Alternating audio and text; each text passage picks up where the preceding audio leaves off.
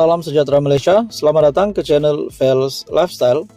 Tuan-tuan dan puan-puan, satu kejutan besar hari ini, satu tangkapan daripada seorang individu dipenjara selama 15 tahun dan didenda RM284,2 juta. Ini pasti satu tangkapan yang mengejutkan, terutamanya kepada kepimpinan politik di Malaysia. Dalam satu artikel dari Sinar Harian, bekas pegawai KBS dipenjara 15 tahun, didenda RM284,2 juta. Bekas Setiausaha Bahagian Kewangan Kementerian Belia dan Sukan KBS, Othman Arshad, pada Khamis dijatuhi hukuman penjara 15 tahun dan didenda berjumlah RM284,2 juta selepas didapati bersalah oleh Mahkamah Session atas 32 pertuduhan salah guna kedudukan dan mengemukakan tuntutan palsu serta 64 tuduhan pengubahan wang haram 11 tahun lepas. Tuan-tuan dan puan-puan, ini menjadi satu amaran untuk kepimpinan politik yang mencuba untuk melakukan kesalahan yang sama. Dalam artikel ini lagi, Hakim Kamarudin Kamsun menjatuhkan hukuman itu terhadap Othman yang berumur 64 tahun selepas mendapati pihak pendakwaan berjaya membuktikan kes melampaui keraguan munasabah di akhir kes pembelaan. Setelah mahkamah mendengar keterangan bersumpah daripada kesemua saksi-saksi dan meneliti kesemua eksibit serta hujahan dikemukakan, mahkamah memutuskan bahawa pihak pembelaan gagal menimbulkan keraguan munasabah terhadap kes pendakwaan. Oleh itu, tertuduh didapati bersalah dan disabitkan atas semua pertuduhan yang dikenakan terhadapnya, kata Kamarudin. Bagi 17 kesalahan membabitkan tuntutan palsu, mahkamah memerintahkan Othman dipenjara berjumlah 243 tahun dan denda RM190 juta atau dipenjara 119 bulan sekiranya gagal membayar denda. Manakala bagi 15 tuduhan salah guna kedudukan, lelaki itu dipenjara 85 tahun dan didenda RM10,8 juta atau dipenjara 125 bulan sekiranya denda gagal dibayar. Sementara itu, bagi 64 pertuduhan menerima wang hasil daripada aktiviti haram, mahkamah memerintahkan Othman dipenjara antara 3 bulan dan 11 tahun dan didenda berjumlah RM83,4 juta atau dipenjara 934 bulan sekiranya denda gagal dibayar. Bagaimanapun, Kamarudin mengarahkan kesemua hukuman penjara itu berjalan secara serentak. Hakim itu juga membenarkan permohonan Peguam Muhammad Rafiq Rashid Ali yang mewakili Othman untuk menangguhkan pelaksanaan hukuman denda dan penjara itu dengan syarat wang jaminan ditambah sebanyak RM300,000 dengan seorang penjamin.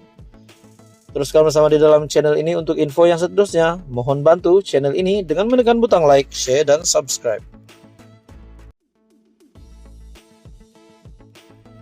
Salam sejahtera Malaysia, selamat datang ke channel Fels Lifestyle. Info padu, info hangat disediakan di dalam channel ini.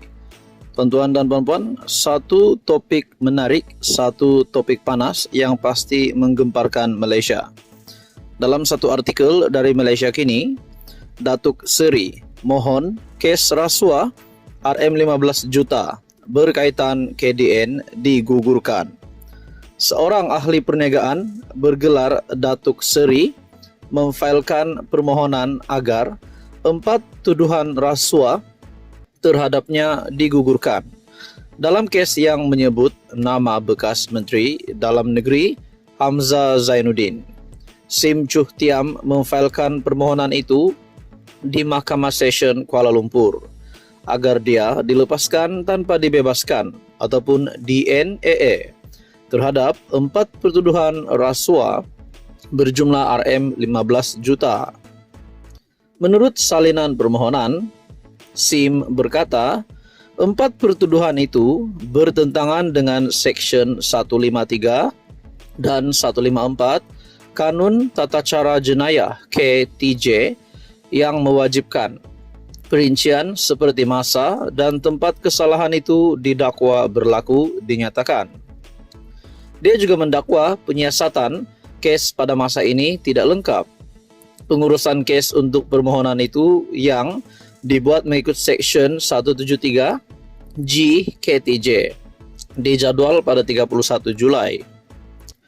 SIM juga memfailkan satu lagi permohonan mengikut Seksyen 51E KTJ agar pendakwaan memberikan beberapa pernyataan bertulis yang berpihak kepada tertuduh.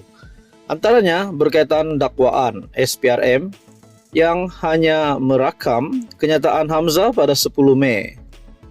Selepas SIM didakwa pada hari yang sama, pada 10 Mei lalu, SIM 63 tahun mengaku tidak bersalah dan minta dibicarakan ke atas 4 pertuduhan rasuah yang didakwa dilakukan antara Jun dan 30 Julai 2021. Dia dituduh melakukan kesalahan itu sebagai dorongan untuk Hamzah yang ketika itu Menteri Dalam Negeri semasa pentadbiran Perikatan Nasional untuk membantu Asia Coding Center Sendirian Berhad untuk mendapatkan sebarang projek daripada agensi di bawah kementerian berkenaan. SIM dituduh meminta dan menerima rasuah daripada pengarah urusan Asia Coding Center Hep Kim Hong melalui Syed Abu Zafran Syed Ahmad. Tertuduh didakwa melakukan kesalahan itu di Solaris Dutamas Jalan Dutamas 1 Kuala Lumpur.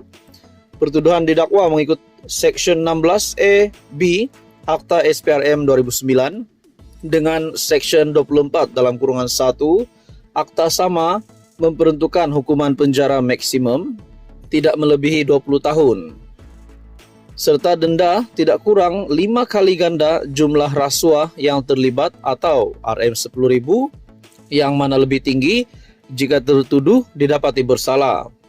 Dia dibenarkan diikat jamin Rm1 juta dengan seorang penjamin dan diarahkan supaya menyerahkan pasport serta melaporkan diri di Ibu Pejabat SPRM.